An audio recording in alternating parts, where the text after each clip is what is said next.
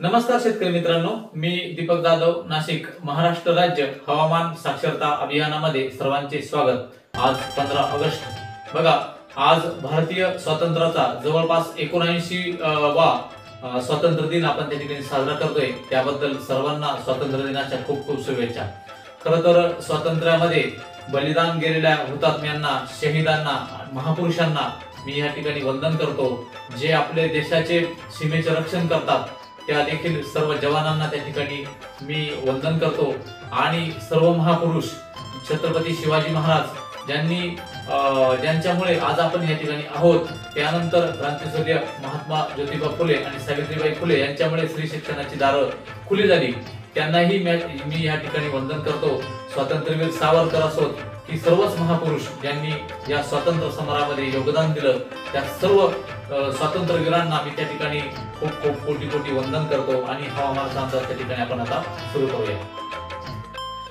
नमस्कार मित्रांनो, बघा जवळपास आजच्या या हवामानाच्या व्हिडिओमध्ये मागचा जो व्हिडिओ दिला होता त्या व्हिडिओला जवळपास 80,000 व्ह्यूज त्या ठिकाणी भेटले।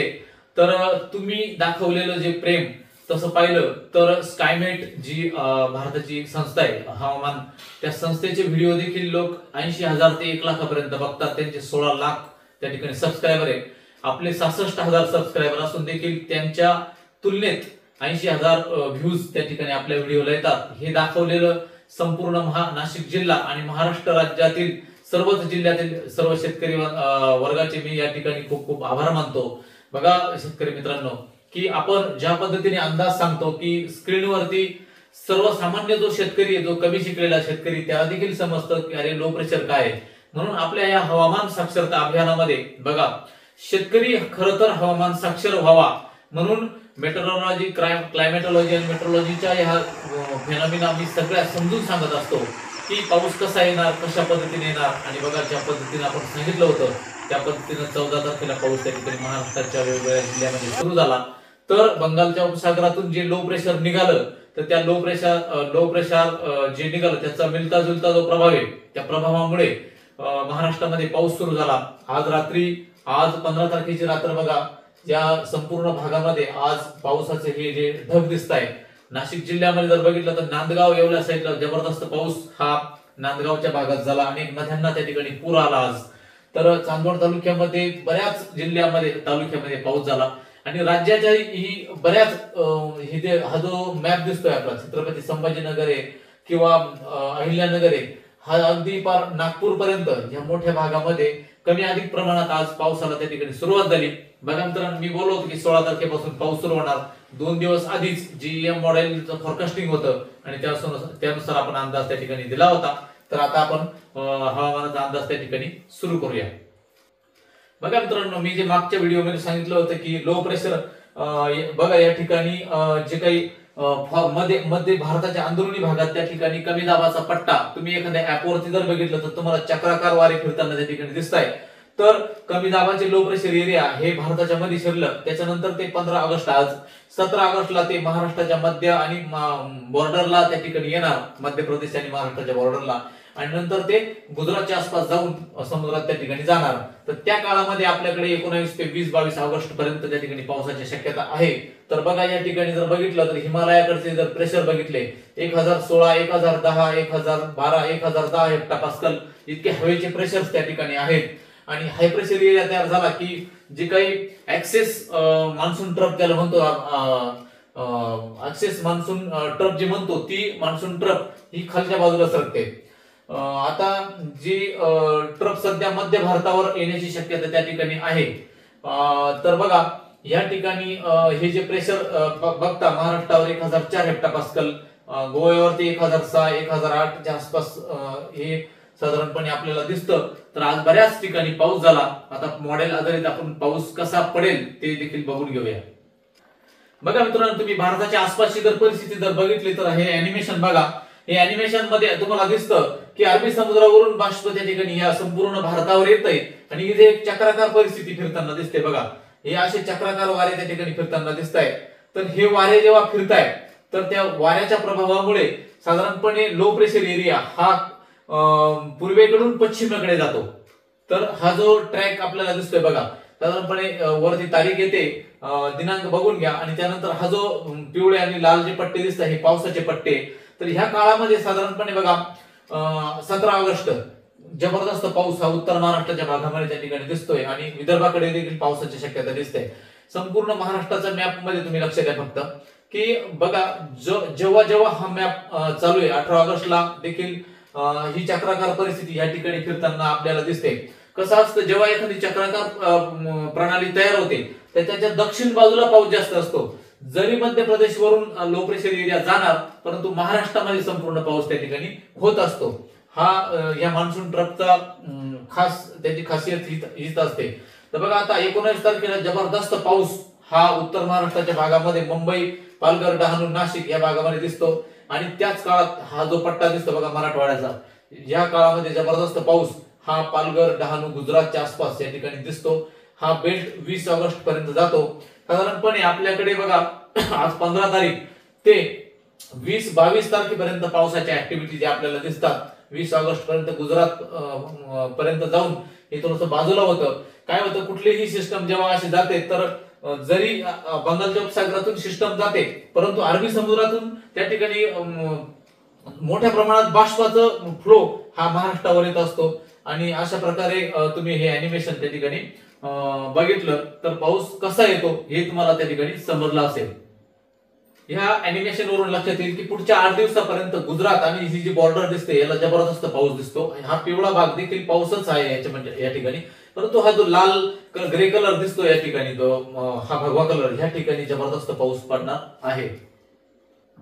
बघा मित्रांनो पाऊस का वाढला आपल्याकडे अरबी समुद्र आणि बंगालच्या उपसागरात दोन्हीकडून बाष्प जबरदस्त का भेटू कारण हिंदी महासागरावरून मॅडम ज्युलियन ऑन्सलेशन नावाचा जो काही डाऊनवर्ड आणि अपवर्ड मोशनने जे काही ट्रेडविंड फिरते तर ही ट्रेडविंड त्या काळामध्ये दुसऱ्या आणि तिसऱ्या फेज मध्ये जेव्हा असते तर ती आपल्याकडे जोरदार त्या ठिकाणी लो प्रेशर आणि बाष्प येत असतं. पावसाच्या ऍक्टिव्हिटी ज्या वाढतात तर पृथ्वीला चक्कर टाकणारा जेव्हा आपल्या हिंदी महासागरावर येतो कन्याकुमारीच्या भागात तर ह्या ठिकाणी दुसरा बघा 15 ऑगस्टला हा फेज इथे येतो. त्यानंतर साधारणपणे तिसऱ्या फेज मध्ये आता तो एंटर करेल तर त्यावेळेस आपल्याकडे जोरदार पाऊस हा भारताच्या या भूमीकडे बाष्प घेऊन त्या ठिकाणी येत असतो. बघा मित्रांनो आम्ही ज्या मॉडेल आणि वेबसाईट स्टॅटिस्टिकल आणि डायनामिक जे मॉडेल वापरतो त्याच्यामुळे त्यांचे मेल येतात. सकाळी काल रात्री जो मला मेल आलेला होता नोवाचा त्या नोवाच्या मेल मध्ये लेटेस्ट अपडेट एकदम लेटेस्ट अपडेट अगदी कालची अपडेट आलेली आहे 2000 ऑगस्ट 2025 ची. तर 3.4 जो इंडेक्स आहे तर हा एल निनो सदर्न ऑन्सलेशन म्हणजे पॅसिफिक ओशन मध्ये प्रशांत महासागरामध्ये जे काही पावसाच्या फेनॉमेना असतात तर ह्या मॅपवरून असं दिसतं की ला निनाचा प्रभाव वाढताना दिसतोय. बघा हा जो ग्रीन पट्टा आहे सध्या न्यूट्रल कंडिशन आहे आता पॅसिफिक ओशन मध्ये, एल निनो पण नाही ला निना पण नाही, परंतु पुढच्या काळामध्ये साधारणपणे हे ग्रीन पट्टे वर जात आहेत आणि हा लाल पट्टा म्हणजे एल निनोचा प्रभाव. आपल्याला एल निनो असला तर पाऊस येत नाही परंतु जर ला निनाचा प्रभाव आपल्याकडे असेल तर त्या काळामध्ये आपल्याकडे पाऊस हा वाढत असतो. बघा जानेवारी, जून, ऑगस्ट, सप्टेंबर, ऑगस्ट, सप्टेंबर, ऑक्टोबर, सप्टेंबर, ऑक्टोबर, नोव्हेंबर, ऑक्टोबर, नोव्हेंबर, डिसेंबर असे महिने दिले खाली.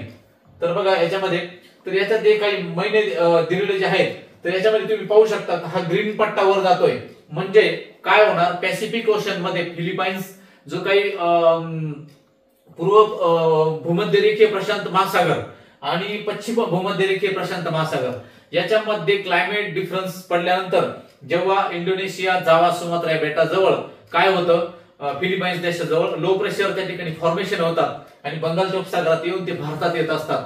त्यामुळे सप्टेंबर मध्ये आणि ऑक्टोबर, नोव्हेंबर, डिसेंबर या महिन्यामध्ये लो प्रेशर हे येत राहतील. ला निनाचा प्रभाव या ठिकाणी वाढताना दिसतो. भलेही ते खालच्या भागातून जातील. लक्षात घ्या एकदा मान्सून रिटर्न झाल्यानंतर तामिळनाडू, कर्नाटक, आंध्र प्रदेश या भागातून सतत लो प्रेशर जातील. त्यामुळे सतत ढगाळ वातावरण आणि अंशतः पाऊस राहण्याची शक्यता त्यामुळे आहे. त्यामुळे सप्टेंबर महिन्यात देखील चांगला पाऊस पडणार आहे. लक्षात घ्या हा अंदाज. त्यानंतर ऑक्टोबर, नोव्हेंबर, डिसेंबर या महिन्यामध्ये दक्षिण भारतात जबरदस्त जो काही नॉर्थ ईस्ट मान्सून असतो तो 3 महिने सक्रिय असतो. ऑक्टोबर, नोव्हेंबर, डिसेंबर हा दक्षिण भारतात नॉर्थ ईस्ट मान्सून त्या ठिकाणी असतो. आपल्याकडे साऊथ ईस्ट मान्सून आहे सध्या आता आणि त्या काळामध्ये मात्र लो प्रेशर एरिया हे मिडल लेवलला जातात कारण वेदर पॅटर्न शिफ्ट होतात खालच्या बाजूला. त्याच्यामुळे हा जो काही नोवाचा नॅशनल ओशनिक ऍडमिनिस्ट्रेशन ही जी संस्था आहे नोवा म्हणजे सीपीसी आणि नोवा क्लायमेटिक प्रिडिक्शन सेंटर यांचे जे रिपोर्ट्स येतात त्याचा मेल आल्यानंतर म्हणून आज मी हे हवामानाच्या अंदाजाचे टाकलं. आपल्या पृथ्वीच्या भूमध्यातून इलेक्ट्रोमॅग्नेटिक वेव्हज निघत असतात, त्याला लॉंग वेव्ह रेडिएशन असं म्हणतात. लॉंग वेव्ह रेडिएशन निघत असतं आणि सूर्याकडून शॉर्ट वेव्ह लेंथ त्या ठिकाणी येत असतात. तर ग्रीन हाऊस गॅसेस मध्ये हे लॉंग वेव्ह रेडिएशन आणलं जातं.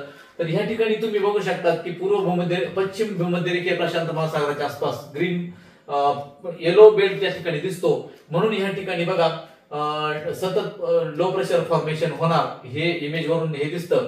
त्याच्यानंतर जगातले जे काही ही संस्था आहे सीआरआय, तर सीआरआयच्या रिपोर्ट्स नुसार याच्यामध्ये आपल्याला हे दिसतं की हे जे डायनामिक मॉडेल आहे बघा, डायनामिक मॉडेल आणि स्टॅटिस्टिकल मॉडेल जवळपास 20-25 मॉडेलची लिस्ट दिली आहे. तर या ठिकाणी अँसो कशा पद्धतीनं लानिनाकडे झुकतोय, तर हे सगळे त्यांचे जे चार्ट आलेख दिलेले या आलेख वरून हेच दिसतं की साधारणपणे लानिनाकडे झुकतोय. मग त्याच्यामध्ये डायनामिक मॉडेलमध्ये ECMWF असेल किंवा मेटिओ असतील, अनेक मॉडेल आहे, UKMO आहे आणि स्टॅटिस्टिकल मॉडेल म्हणजे ज्याचे सांख्यिकीय 150 वर्षाचा डेटा आहे त्या मॉडेल देखील हेच सांगताय की साधारणपणे लानिनाचा प्रभाव वाढताना दिसतो.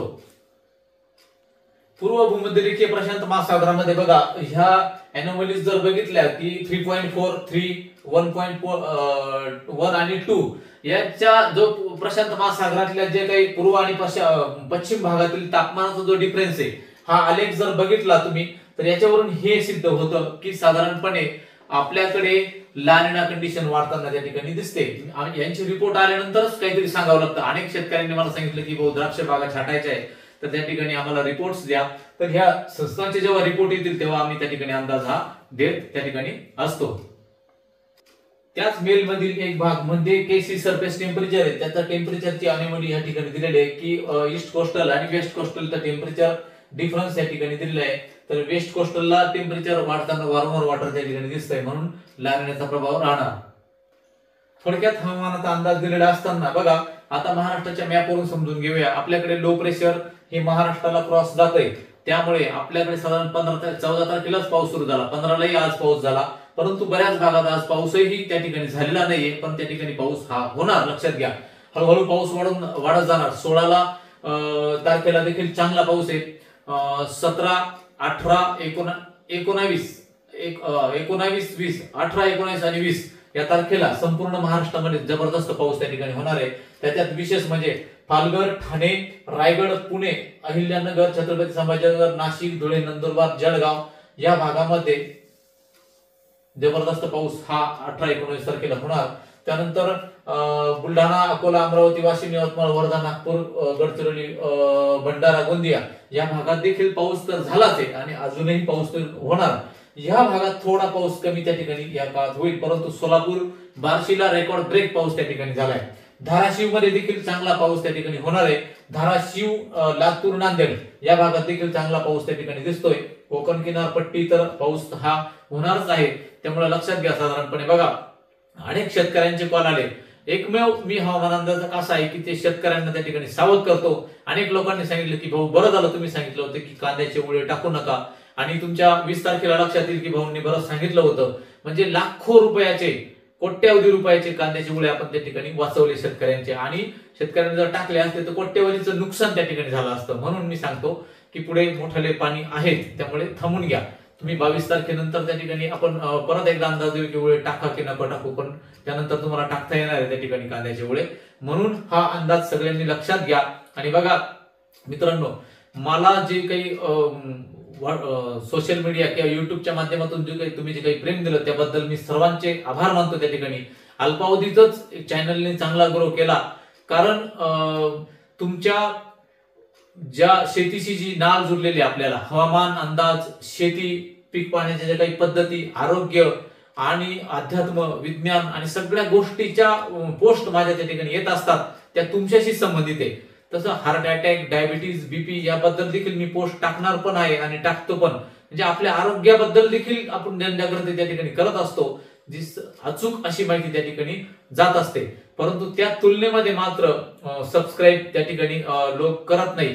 कसं असतं, सतत 4 वर्ष मी टेक्स्ट मेसेजने अंदाज दिले आणि त्याच्यानंतर आता युट्यूब चॅनल चालू केल्यानंतर जो काही प्रतिसाद तुम्ही देताय त्याबद्दल तुमचे सर्वांचे त्या ठिकाणी धन्यवाद. कारण 80,000 व्ह्यूज येणं आणि एक अल्पावधीत येणं एवढं सोपं नाही. तर तसं बघितलं तर महाराष्ट्रातील जे काही हवामान अंदाज आहे की त्यांची जर हे बघितले आपण, आपले व्हिडिओ लोक जास्त बघतात. कारण शास्त्रीयरित्या अशा पद्धतीने समजून सांगणारा केवळ एकमेव आपल्या दीपक जाधव हवामान अंदाज या प्रणालीतूनच शेतकऱ्यांना त्या ठिकाणी भेटतंय आणि शेतकरी त्यात खुश आहे. त्यामुळे ऐकताय आणि कमेंट जर बघितल्या तर आशीर्वाद देखील लोक खूप देत आहेत. त्यामुळे बघा मित्रांनो, एक शेतकऱ्याचा मुलगा जेव्हा त्या ठिकाणी हवामान अंदाज देतो तर तुमचं देखील त्या ठिकाणी कर्तव्य असतं की त्या ठिकाणी चांगल्या कमेंट्स आल्या पाहिजेत, लाईक झालं पाहिजे आणि चॅनलला सबस्क्राईब केलं पाहिजे. तुमच्या घरी 2-2, 3-3 मोबाईल असतात, वडिलांचे असतात, त्यांच्या मोबाईल मध्ये देखील सबस्क्राईब करून घ्या. कारण सबस्क्रायबर जर वाढले, ग्रो झाले तर अजून अतिशय अचूक अंदाज त्या ठिकाणी आपल्याकडे येत जाईल आणि अतिशय उपयुक्त असे व्हिडिओ देखील माझ्या या माध्यमातून तुमच्यापर्यंत येणार आहे. त्यामुळे चॅनलला सबस्क्राईब करा. धन्यवाद.